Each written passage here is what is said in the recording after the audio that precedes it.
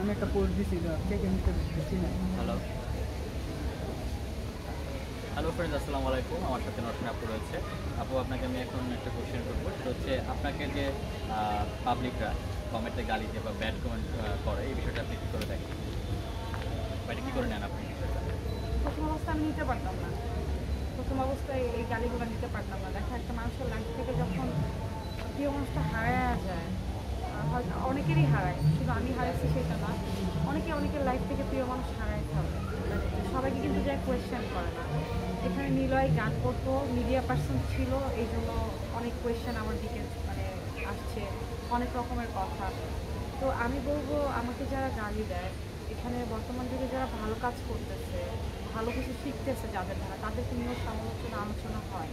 আর এখানে আমি এমন একটা পার্সন, আমাকে নিয়ে অনেক নেগেটিভিটি ছড়াই দিচ্ছে, অনেক রকমের কথা, বাজে মন্তব্য ছুড়ে দিচ্ছে। তো গাড়িগুলো আগে আমি নিতে পারতাম না, খুব কষ্ট হতো।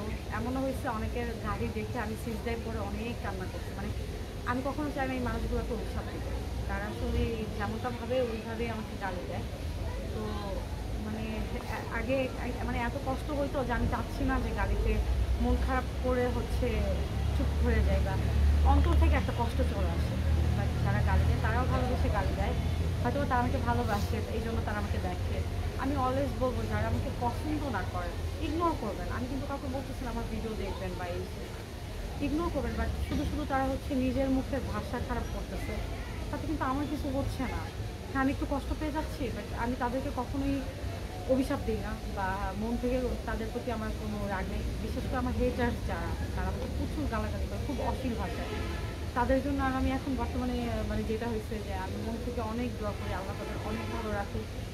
অন্তত আমার মতো সিচুয়েশান যেন তাদের না হয়। কারণ কখন কার লাইফে কী হবে কেউ আমরা বলতে পারি না।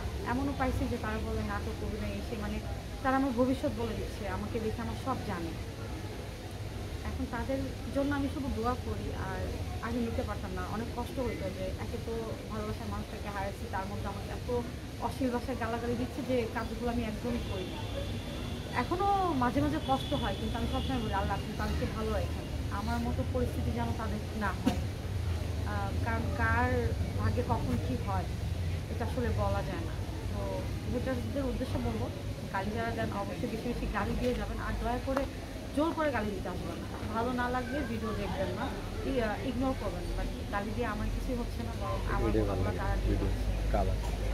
তো আমি গালি খাওয়াটা ঠিক আছে, সমাজে যারা ভালো কাজ করে, ভালো কিছু করতেছে, হুজুর যারা যারা কোরআনের কথা ছিল, তাদেরকেও অনেক গালাগালি, তাদেরকেও গালাগালি হারাই দিয়েছে। তো সেখান থেকে আমি বলি যে থাক, তারা দিচ্ছে দেখ, সমস্যা নেই। ভালো লাগে এখন গালিগুলো, ভালো লাগে। আগে নিতে পারতাম না। তারা ভালোবেসেই গালি দেয়, তাদের প্রতি আমার অনেক ভালোবাসা। ধন্যবাদ।